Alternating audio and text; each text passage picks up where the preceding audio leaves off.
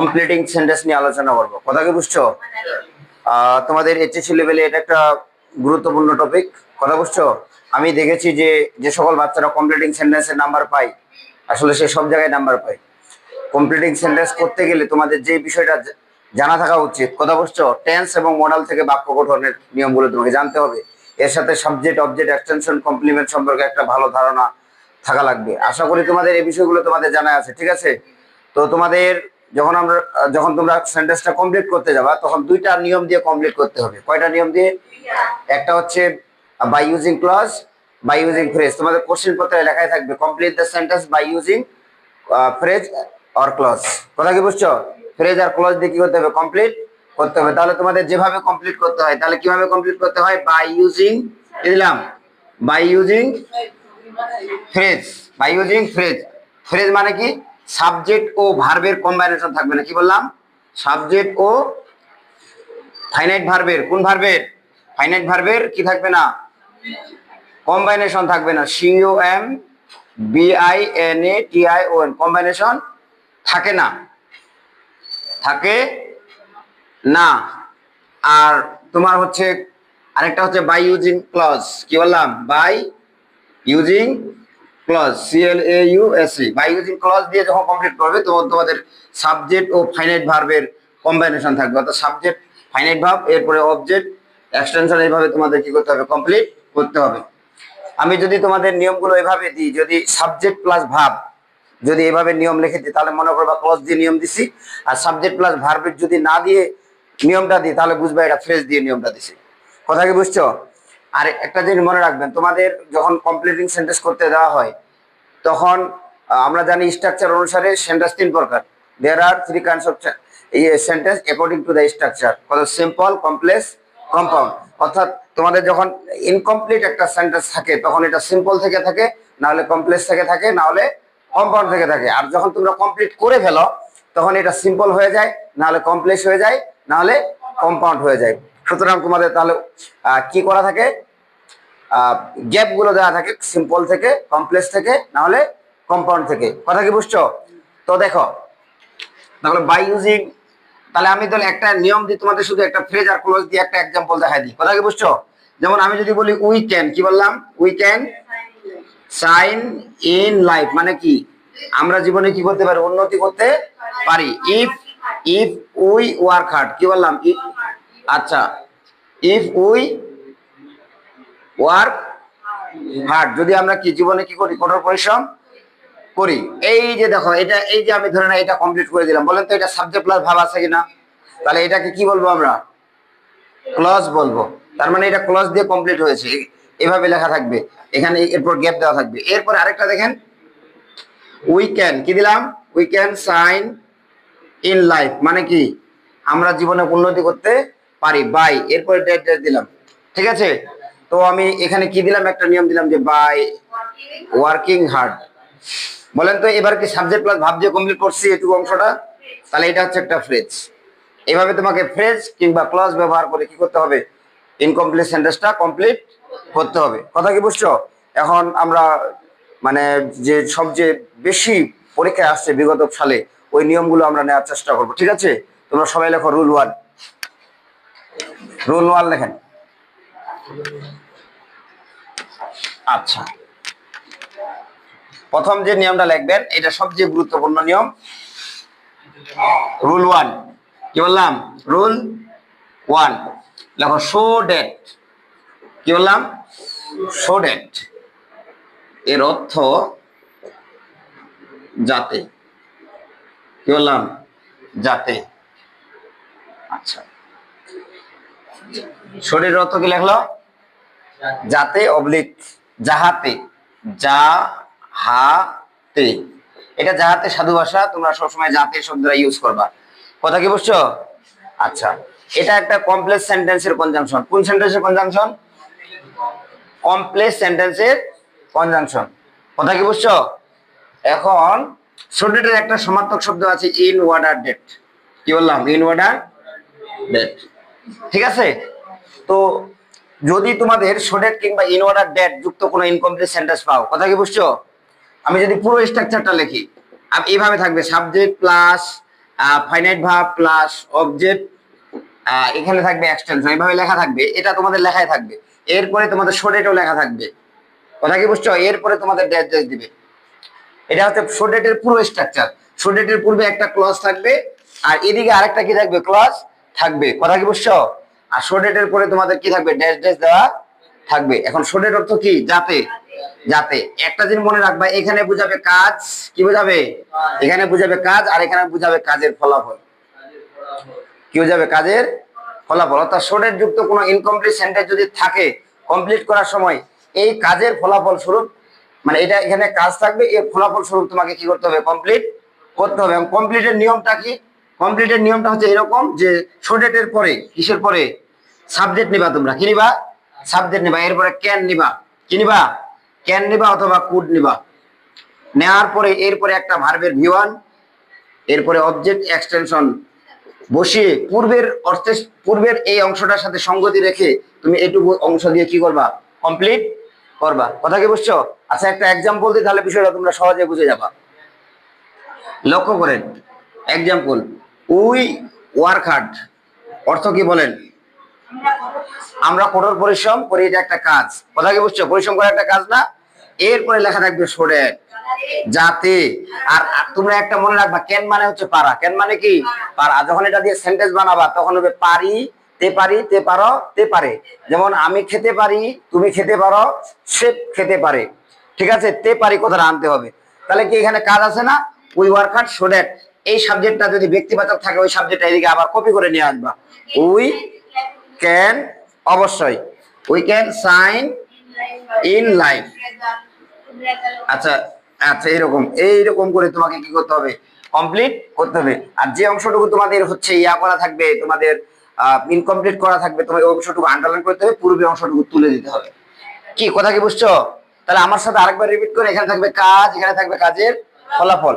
আরেকটা যে মনে রাখবে, এখানে যদি পাস্ট টেন্স থাকে, কুইন্টস থাকে, পাস্ট টেন্স থাকে, তাহলে এদিকে কুড হবে, গুড।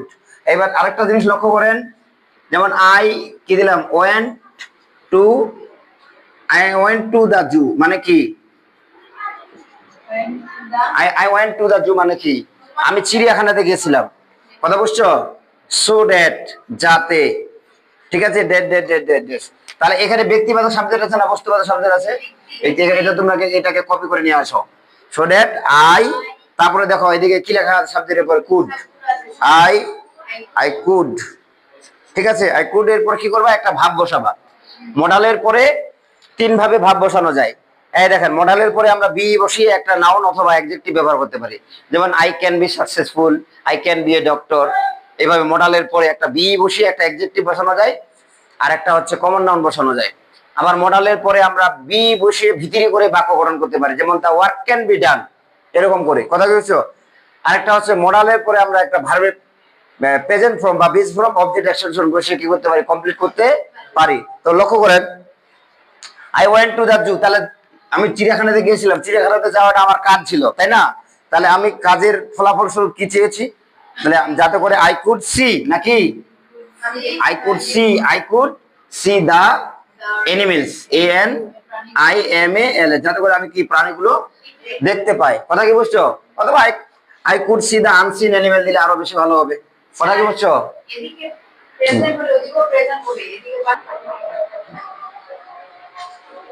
দেখো আরেকবার একটু রিপিট করি, আমরা পৃথিবীতে যেই কাজে করি না কেন, প্রত্যেকটা কাজের একটা উদ্দেশ্য আছে। বলেন তো, উদ্দেশ্য ছাড়া আমরা কোনো কাজ করি? তোমরা এখানে আসছো, তোমাদের একটা উদ্দেশ্য আছে কিনা? হ্যাঁ, যাতে করে শিখতে পারো, ঠিক আছে? এটাই তোমার উদ্দেশ্য না? এই শিখাটা তোমরা আসছো, এটা একটা কাজ। আর এই যে আসার ফলে তোমরা যেটা ফলাফল চাচ্ছ, এটা হলো তোমার মানে উদ্দেশ্য। এখানে থাকবে কাজ, এখানে থাকবে কাজের কি ফলাফল, কথা কি বুঝছো? আচ্ছা, তবে মাঝে মাঝে আমি একটা জিনিস ইয়াদে মেয়েও ব্যবহার হতে পারে, কথা কি বুঝছো? তাই একটা জিনিস লক্ষ্য করেন, উই ইট, বলেন তো এই অর্থ কি? উই ইট মানে কি, আমরা খাই, শোনের যাতে করে, যাতে, যাতে আমরা কি বাঁচতে পারি, দেওয়া যাবে কিনা? এই সাবজেক্টটা তোমরা আবার কপি করবা, ঠিক আছে? উই, তারপরে আমরা ক্যান অথবা মে ব্যবহার করবো, উই মে লিভ, লিভ মানে কিন্তু খেয়ে বাঁচা, ঠিক আছে? লিভ অন মানে খেয়ে বাঁচা, যাতে করে আমরা বাঁচতে পারি, ঠিক আছে? তাহলে উই মে লিভ, এটা হচ্ছে তোমাদের কমপ্লিট হয়ে গেল। কথা কি বুঝছো? আরেকটা জিনিস মনে রাখবা, তোমাদের এইচএসসি পরীক্ষায় কিন্তু একটা অনুচ্ছেদ থাকবে। কি থাকবে? অনুচ্ছেদ থাকবে। কি থাকবে? ওই অনুচ্ছেদের সাথে তোমাকে সঙ্গতি রাখতে হবে। আরেকটা মনে রাখবা, কমপ্লিটিং সেন্টেন্স মানে হচ্ছে মেনি মিন মেনি মাইন্ড, নানা মনে নানা মত। কথা কি বুঝছেন? এই যে আমি একটা এক্সাম্পল দিয়েছিলাম শুরুতেই, মনে আছে? মনে করো যে হি ওয়ার্কস হার্ড, এরকম একটা এক্সাম্পল দিয়েছিলাম না? সে কঠোর পরিশ্রম করে, সোডেট মানে কি? যাতে। এখন আমি যদি বলি, তোমরা এখানে অনেকে দিতে পারো, যেমন আমি যদি বলি এই সাবজেক্টটা আবার নিয়ে আসো, he can shine in life, shine in life, যাতে করে কি সে টাকা জীবনে জীবনে উন্নতি করতে পারে।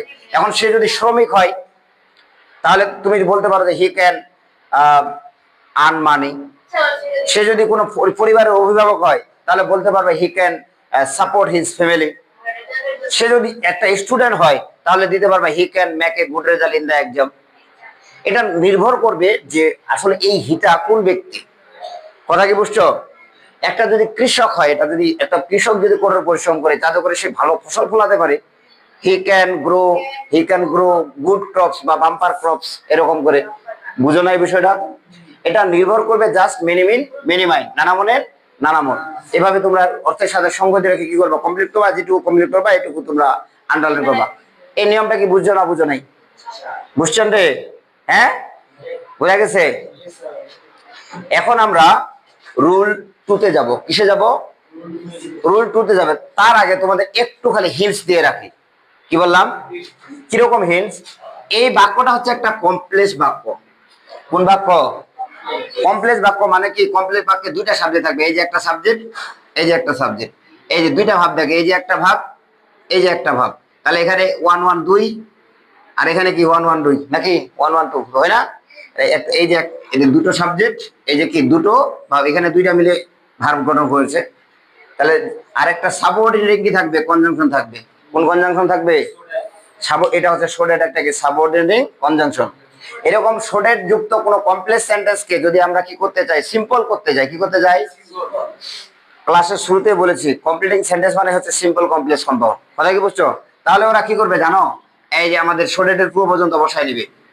কি করবে? এটাকে আমরা সিম্পল করি, কি করি? সিম্পল করি। তাহলে হবে উই ইট, শোডেটের পুরো পর্যন্ত বসায় নিবে। বসে নেওয়ার পর এই যে শোডেট থেকে ক্যানকুট পর্যন্ত বাদ দিয়ে দিবে। এটুকু পর্যন্ত বাদ দিয়ে তারা কি ব্যবহার করবে? টু ব্যবহার করবে। কি ব্যবহার করবে? টু। টুর পরে ভার্বের এই যে ভিউয়ারটা ব্যবহার করে ফেলবে, টু লিভ। তাহলে উই ইট টু লিভ, এটার নাম হচ্ছে অ্যাডভার্বিয়াল ইনফিনিটিভ। আমরা খাই যাতে করে আমরা কি করতে পারি? বাঁচতে পারি। এই কথা কি বুঝো না বুঝো নাই? না ভাই, ওই ওই ঘরে যান। এই লক্ষ্য, ওই বুঝতে পেরেছো বিষয়টা?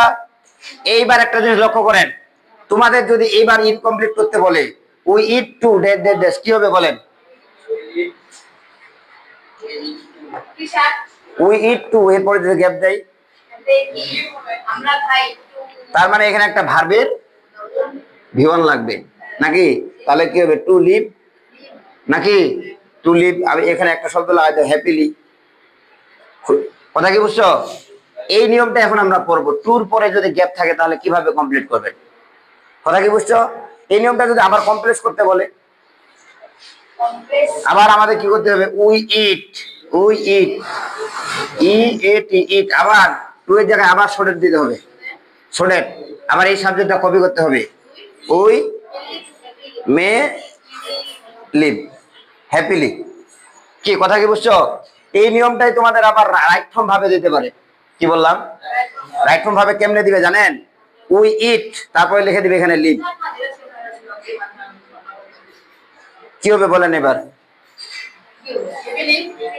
দেখেন সাবশোডেটের পরে কি আছে দেখো, ক্যান অথবা কুড আছে, মে অথবা মাইট। রাইট ফর্ম ভাব করার সময় তোমাকে অতিরিক্ত একটা ক্যান নিতে হবে। কি কথা কি বুঝেন নাই? ক্যান নিয়ে বলছে শোডেটের পরে ক্যান থাকে। কথা কি বুঝছেন? এরকম করে তোমাকে কি করতে হবে? মানে রাইট ফর্ম ভাব করতে হবে। এটা দিয়ে আবার তোমাদের কনজাংশনের ব্যবহার দিতে পারে। কিভাবে? এই যে এখানে গ্যাপ থাকবে, তাহলে এদিকে কাজ আছে, এদিকে কি কাজের ফলাফল আছে। তাহলে তুমি যদি সাবজেক্টের পর ক্যান কুড দেখো, কি দেখো? ক্যান কুড দেখো, আর এদিকে যদি আরেকটা বাক্য থাকে, তাহলে তোমাকে এখানে কি বসাই দিতে হবে? শোডেট বসাই দিতে হবে। তার মানে এটা অনেক জিনিসের সাথে কানেক্টেড। কথা কি বুঝছো? রাইট ফর্ম এটার সাথে রাইট ফর্ম ভার্বের সাথে কানেক্টেড, কমপ্লিটিং সেন্টেন্সের সাথে কানেক্টেড, তারপর সিম্পল কমপ্লেক্স কম্পাউন্ডের সাথেও এটা কানেক্টেড। কথা কি বুঝছো? এইভাবে তোমাকে বিষয়টা মনে রেখে এইভাবে কি করতে হবে, কমপ্লিট করতে হবে। এখন আমরা রুল 2 তে যাব। কথা কি বুঝছো?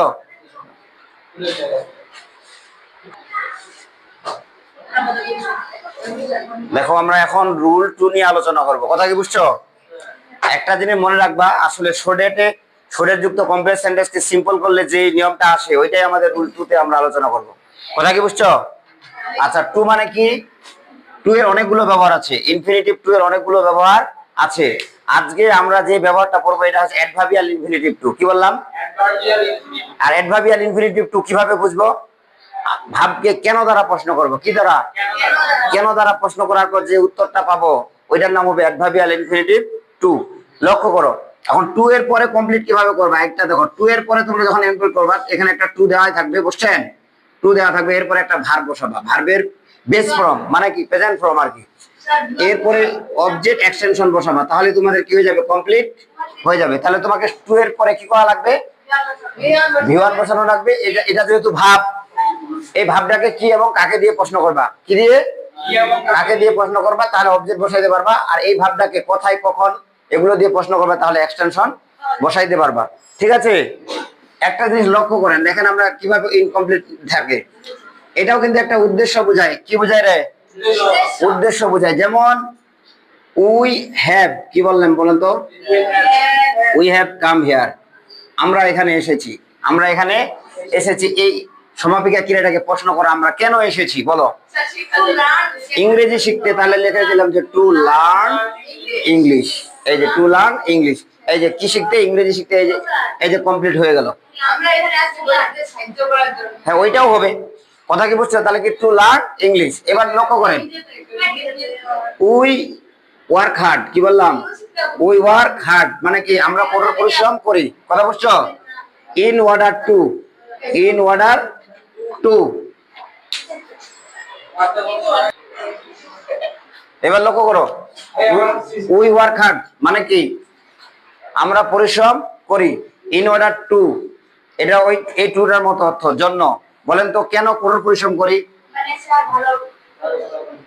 আমরা এভাবে অর্থটা তোমাকে আনতে হবে, জীবনে উন্নতি করার জন্য, টাকা উপার্জন করার জন্য, পরীক্ষায় পাস করার জন্য, এরকম করে অর্থটা আনতে হবে তোমাকে।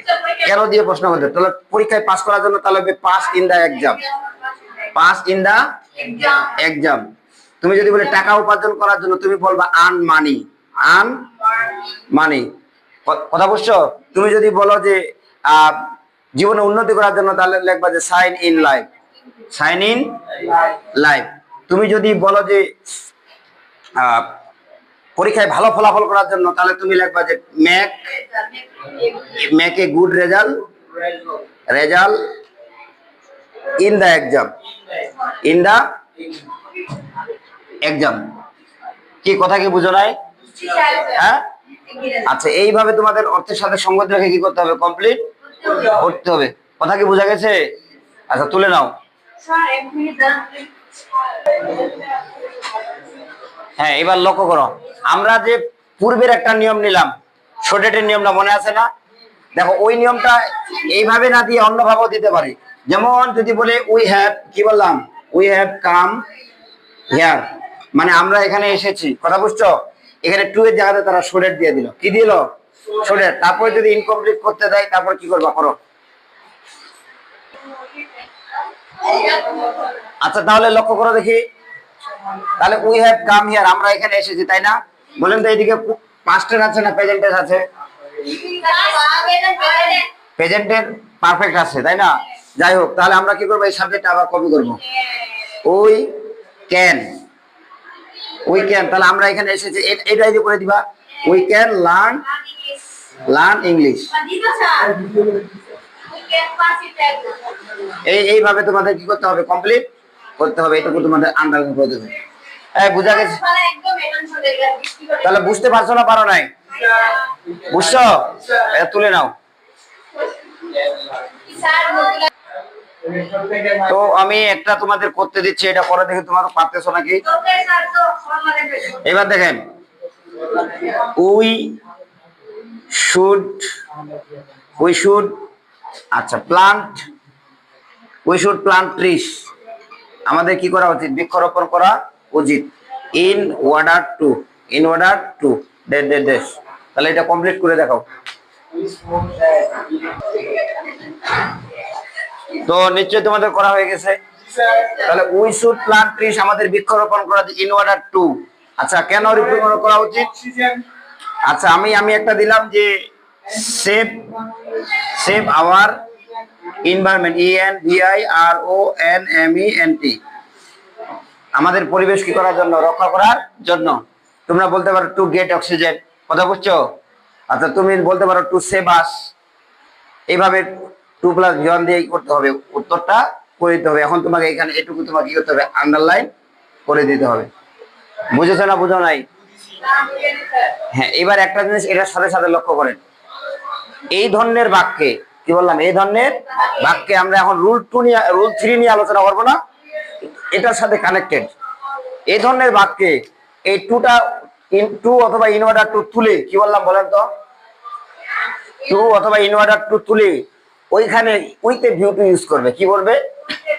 আর উইথ এ ভিউ টুর বাংলা অর্থ উদ্দেশ্যে বা লক্ষ্যে, কি বললাম, উদ্দেশ্যে বা লক্ষ্যে। এই উইথ এ ভিউ টুর পরে তোমাদের আইএনজি দিয়ে কি করতে হবে, উত্তরটা করতে হবে। এটা আমরা রুল 3 তে আলোচনা করব, কথা কি বুঝছো? তাহলে একটু লক্ষ্য করো।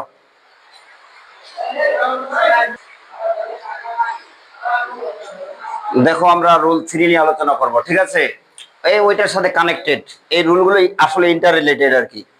With a view to, with a view two এর অর্থ হচ্ছে উদ্দেশ্যে অথবা লক্ষ্যে, কি বললাম, উদ্দেশ্য অথবা লক্ষ্যে।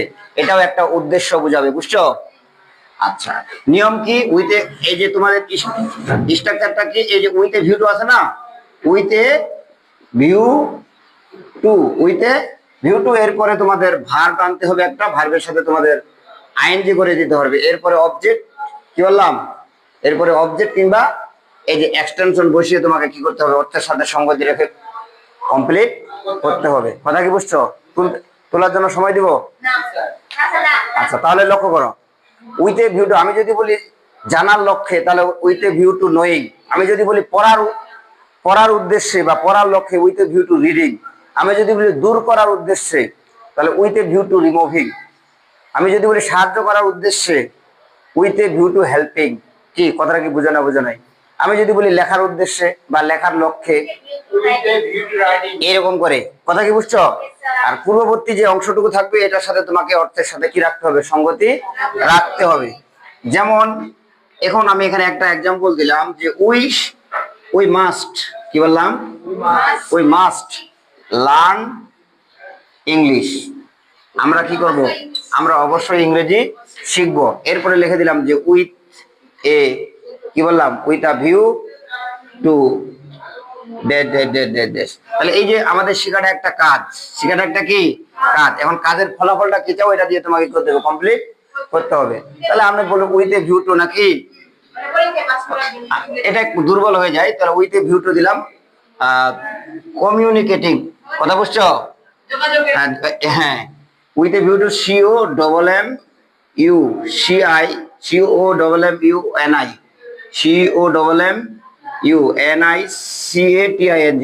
COMMUNICATING, with a view to communicating each other অথবা one another, each other অথবা কি one another, এরকম করে, মানে একে অপরের সাথে যোগাযোগ করার জন্য, কথা বুঝছো? আরো দিয়ে এটা কঠিন হয়ে গেছে, এটা দেখো এবার লেখো। উই ওয়েন্ট টু মার্কেট, মানে কি আমরা বাজারে গিয়েছিলাম। তারপর যে with a view to, with a view two মানে কি, উইথ এ ভিউ টু। আচ্ছা তাহলে আমরা বাজারে কেন গেছিলাম, এটা প্রশ্ন করো, কি লক্ষ্যে বাজারে গেছিলাম বা কি উদ্দেশ্যে বাজারে গেছিলাম, কথা বুঝছো? তুমি যদি বলো যে কোনো কিছু কেনার জন্য তাহলে with a view to buying something, কথা বুঝছো? অথবা কলম কেনার জন্য with a view to buying a pen, কথা বুঝছো? এরকম করে উইথ এ ভিউ টুর সাথে কি হতো, আইএনজি করে দিতে অথবা। ঠিক আছে, আমি একটা দিয়ে দিলাম বাইং এ পেন, এই যে একটা কলম কেনার উদ্দেশ্যে আমরা কি ছিলাম, বাজারে গিয়েছিলাম, এইভাবে। কথা কি বুঝছো? আর যদি আরেকটা দিই, এটা তোমরা নিজে নিজে পড়ো দেখি কি করবা। মাই ফাদার, কি দিলাম? মাই মাই ফাদার ওয়ার্কস হার্ড, আমার বাবা কঠোর পরিশ্রম করে, ঠিক আছে না? এখন কঠোর পরিশ্রম করে, আমি বললাম with a view to, with a view to, with a view to date date days. কি করবা বলো? তোমার বাবা পরিশ্রম করে কেন? মানে টাকা উপার্জনের লক্ষ্যে, নাকি না পরিবার সমর্থন করার উদ্দেশ্যে? কথা বুঝছো? তারপর বললাম যে জীবনে উন্নতি করার উদ্দেশ্যে। কথা কি বুঝছো? তাহলে আমি দিয়ে দিলাম with a view two earning.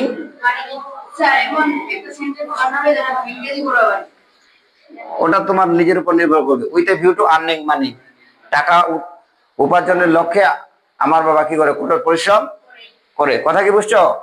এখন একটা জিনিস তোমরা লক্ষ্য করো, এই যে আমরা তিনটা নিয়ম বললাম, এই তিনটা নিয়মে যদি আমরা এখন সামারি টানি, কি করি? সামারি টানি, দেখো তিনটা নিয়ম এখন আমাদের কাছে একদম হাতের মুঠোয় চলে আসবে। এখন আমি এই এই তিনটা রুলের সামারি একসাথে দিব। কথা কি বুঝছো? আচ্ছা,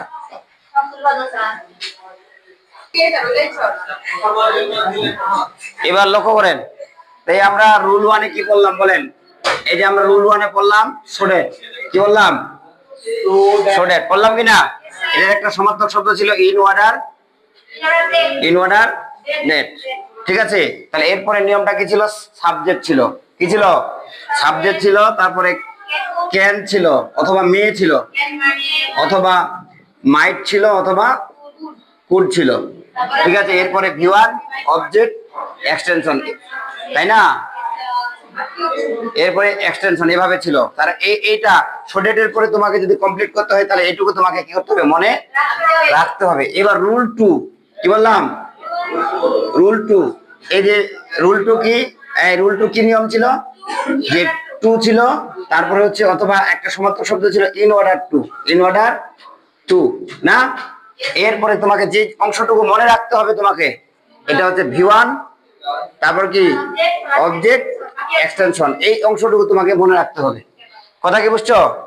এরপরে আমরা রুল থ্রিতে যেটা শিখলাম, with a view to, with a view to, with a view two, তোমাকে এখানে যে জিনিসটা মনে রাখতে হবে, এই যে ভিওয়ান প্লাস তারপর হচ্ছে আইএনজি, অবজেক্ট, এক্সটেনশন। তার এখান থেকে আমাকে একটা ইনফরমেশন দাও তো, কোনটা আমি ক্লজ দিয়ে কমপ্লিটের নিয়ম দিলাম, কোনটা ফ্রেজ দিয়ে দিলাম? যেটা সাবজেক্ট ভাব, তার মানে এটা ক্লজ দিয়ে দিছি। আর এই যদি এখানে সাবজেক্ট ভাব ব্যবহার করি নাই, তার মানে হচ্ছে এটা ফ্রেজ দিয়ে কমপ্লিটটা। কথা কি বুঝছো? এরকম যদি আমরা তিনটার সাথে একটা করে এক্সাম্পল নিই, প্রত্যেকটাই উই কি দিলাম? উই ওয়ার্ক হার্ড, কি দিলাম? We work hard so that, যাতে, তাই এখানে কাজ, এখানে ফলাফল বোঝাবে নাকি? তাহলে উই উই তারপর উই ক্যান, নাকি উই ক্যান পাস দিলাম, পাস ইন দা এক্সাম, যাতে করে আমরা কি পরীক্ষায় পাস করতে পারি। এটা ফুল সেন্টেন্স কমপ্লেক্স। এখন এটাকে যদি তারা সিম্পল আকারে দেয়, কি আকারে দেয়? We work hard, we work, কি দিলাম? We work hard. এবার শর্টেড এই পর্যন্ত বাদ দিবে, এই পর্যন্ত এটা বাদ দিবে, তারপরে দিবে টু। কি করা লাগবে বলেন? এই যে এটা লাগবে, তাহলে কি to pass in the exam, পরীক্ষায় কি করার জন্য? পাস করার জন্য। এরপরে তোমাকে যদি উইতে ভিউতে দেয়, উই ওয়ার্ক হার্ড, কি দিলাম? We work hard with a view to, with a view to date date days. কি করা লাগবে বলেন? এই যে পাঁচটা আছে, ওটার সাথে কি করা লাগবে? ING, passing in the exam. আশা করি তোমরা বিষয়টা ভালো করে বুঝছো, ঠিক আছে? আচ্ছা, তুলে নাও।